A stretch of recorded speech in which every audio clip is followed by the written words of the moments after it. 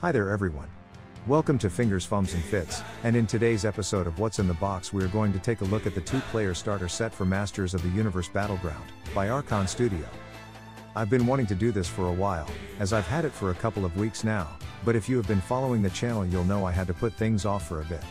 But, we're back to normal now, so here we go. To begin with, well, just look at this. It's a bit of a chunky box. I wasn't expecting it to be quite this thick to be honest. So I'm quite excited to see what we've got in here. As you can see on the front, we've got some great character models, and some great scenery too, so let's open it up and take a look.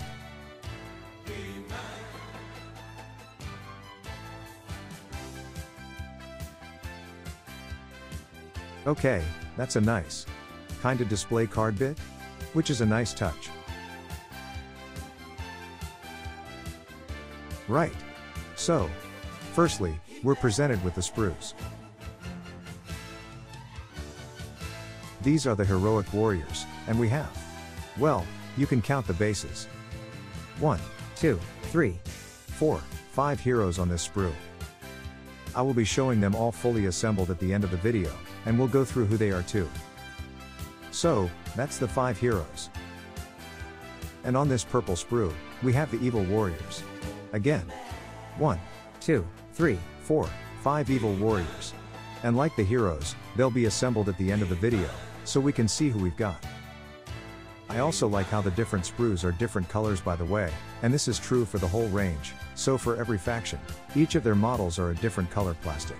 Which if you're planning on playing the game but not painting the models, is a real great way to differentiate which model belongs to which faction. So that's a nice touch too. So that's the evil warriors. And now on to, well, we've got ourselves a hell of a lot of scenery here. And I mean, look at this stuff. I'm gonna have to do the chonk test. That's a bit of sturdy plastic right there. But this is some nice terrain actually. We got some walls. Some obstacles. A platform. More walls. And these bits are even heavier. That is some thick old plastic. Proper sturdy scenery. That looks to be another of those. We'll just pop that over there. And a couple more of these sprues with the platform. There's also a ladder. And a couple more obstacles. Looking forward to getting that on the table, and seeing what it looks like. So what have we got under here? It's another bit of decorative artwork. But I like this. It's kinda fairly basic, just the logo, but it's nice. And okay. Wow. That's a big old bit of board. All your tokens and counters. Ah, and there's the game board. We'll be getting that out later on too. And looking at pictures online, sometimes I thought these hexes would be bigger than they are here. You can see how big they are compared to my hand, and for some reason I just thought they'd be a little bigger. I mean, if we compare them to the bases, it does kinda make sense. But anyway, yeah, there's your tokens and game board. So what's next? A baggie full of dice. Always handy for games like this. And these are item cards.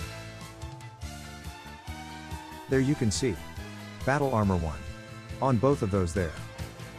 So that's 2 packs of item cards. 2 packs of weapon cards. Oh, but on the bottom we have some character cards. He-Man's character card. And Skeletor's character card. And 2 chunky decks of Fate cards. Both of these bottom cards are the same here. Gain 1 mana for each. Is that health on this character? We'll get into all these mechanics when we do a playthrough. I've only ever seen brief videos of this game, so I'm not too familiar with it myself, but I'm quite excited to play it. Now, what have we got hiding under here? Aha! I guess the only things left. The miniatures assembly manual. I was wondering where the instructions were. And wow, there's a lot of nice detail in there. That's pretty cool. Definitely looking forward to assembling these models.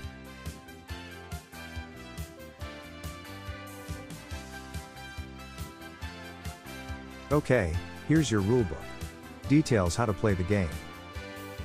And that looked like a nice diagram just then. Yeah, how to set up the battlefield. Very nice, colorful, very striking, and easy to tell what everything is. Nice. And the Battleground book, what is this? Oh right, okay, it's how you set up the different battlefields. Makes sense. And at the back here, we have a tournament character card too, which is cool.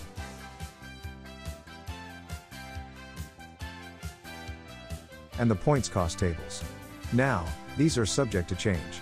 When I do a playthrough, I'll be using the up-to-date costs from the Archon Studios website, as these are constantly undergoing balancing and rebalancing, so these ones listed here are probably out of date. But, we'll look at that when we come to it. But yeah, these won't be the same.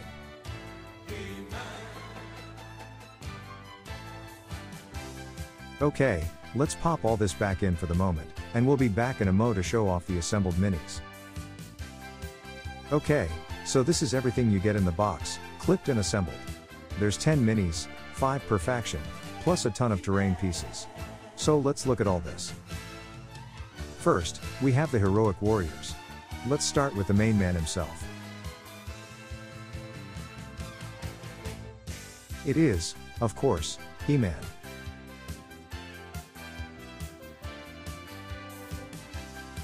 His loyal man-at-arms and leader of the Royal Guard, Duncan.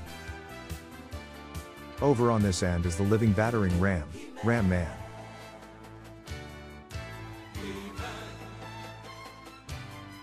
Followed by He-Man's loyal court wizard, Orko. And last but not least, the master of the skies, Stratos. All of these, fantastic models, very nicely detailed. However, one thing I will mention about Orko though, as he's on a transparent flying stand. Don't glue him to the stand until he's painted, or just don't glue him to the stand at all. Maybe just keep him separate. Also, Stratos was a little bit fiddly to put together, but nothing too major, and we got there in the end. So yeah, that's the heroes. Now let's take a look at the evil warriors. And here we have the evil faction, resplendent in their wonderful purple plastic. But because of the color of the minis, it was quite tricky to film them properly and I had to turn on the light on the camera, so I hope these will show alright. But without further ado, let's dive right in, starting with their leader. We all know him, we all love him, he occasionally gives good advice on the internet. It's Skeletor.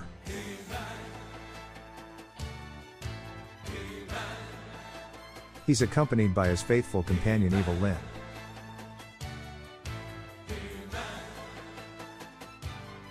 And also by the mysterious warrior Triclops, here on the end.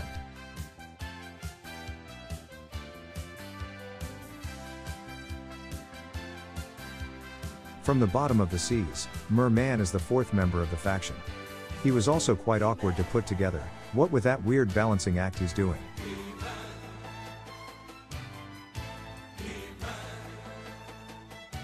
And finally, rounding off Skeletor's coterie of evil warriors, is Trapjaw. Once again, lovely collection of models here. A great selection of characters too, all kinda quite different really. And I think they look great in purple, and a good contrast to the cream color of the heroes. So yeah, these will be a joy to paint, I just hope I'll be able to do them justice. And finally, this is all the terrain you get in the box. As I was saying, it's very sturdy stuff, and I would advise that for some of the chunkier pieces, which in this picture are the walls at the back, I would use some heavy-duty clippers to remove them from the sprues. I only have little dainty cutters, and I think these walls might have damaged them a little. But aside from that, yeah, I am loving this scenery, and I can't wait to get it painted up like Castle Grayskull. So there we have it. That's Masters of the Universe Battleground. As a longtime fan, I have been wanting to take a look at this for quite some time, and now I've opened it up I am very excited to paint these minis. I will also be taking a look at the various expansions to the game, which add new factions, characters and play styles, so be sure to keep an eye out for those. So until then, have a great day, and I'll catch you next time.